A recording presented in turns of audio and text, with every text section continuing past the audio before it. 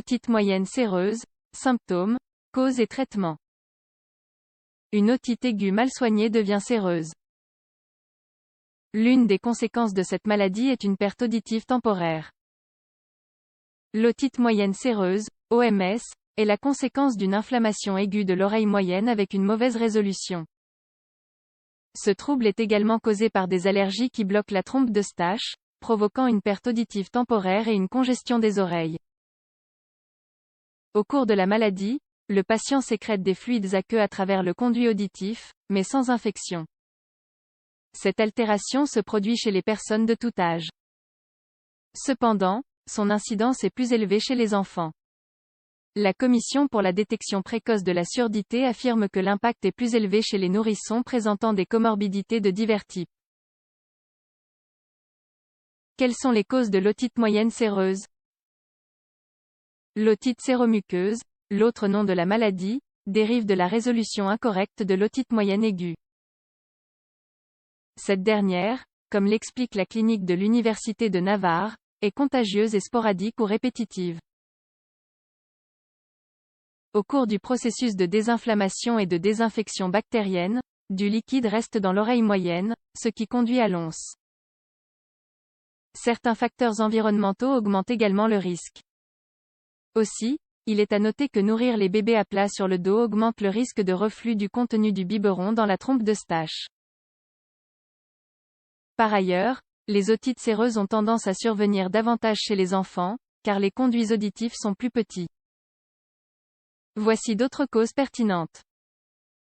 Fissure palatine, congestion froide, chirurgie qui compromettent le tube auditif, changement soudain de la pression atmosphérique, sinusite chronique, radiothérapie pour le cancer de la tête et du cou, les symptômes de l'otite moyenne séreuse. Le liquide accumulé derrière le tympan peut être purulent, muqueux, séreux ou combiné. Il a tendance à changer au cours de la maladie. L'once est parfois asymptomatique, mais quand elle ne l'est pas, le signe le plus courant est une perte auditive, qui est évidente chez les enfants lorsqu'ils ne répondent pas ou qu'ils montent trop le volume de la télévision. Les personnes qui en souffrent perçoivent un bouchon, une augmentation de la pression dans l'oreille et une déficience auditive, notamment après des allergies, des infections des voies respiratoires supérieures, des voyages en avion ou pendant la plongée. Les symptômes les plus courants sont les suivants. Acouphènes, augmentation de la douleur à l'oreille, vertige ou perte d'équilibre, performance moindre. Le diagnostic. L'examen physique des oreilles est essentiel pour détecter une otite séromuqueuse. Les otorhinolaryngologistes effectuent une otoscopie, dans laquelle ils recherchent les niveaux d'air liquide. De même, le nasopharynx est exploré, afin d'exclure l'hypertrophie des végétations adénoïdes. Ce ne sont pas des examens compliqués.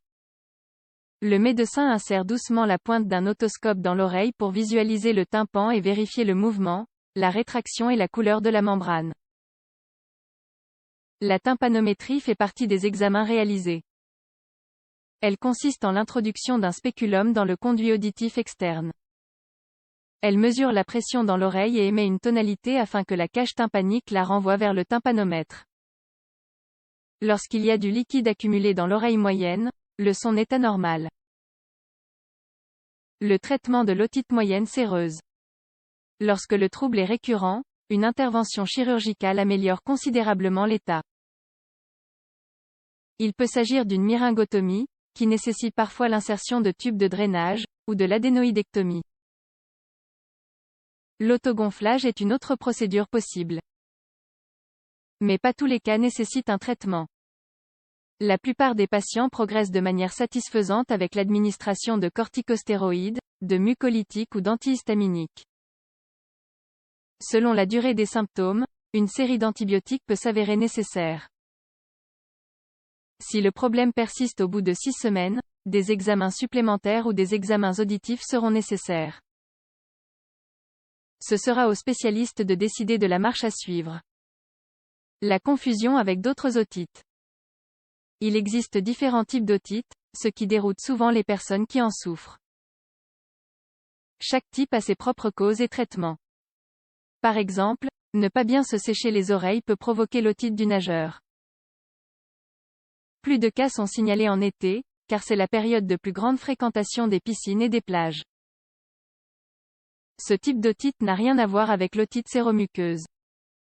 L'otite moyenne aiguë est fréquente en automne et en hiver, en raison des rhumes et des grippes.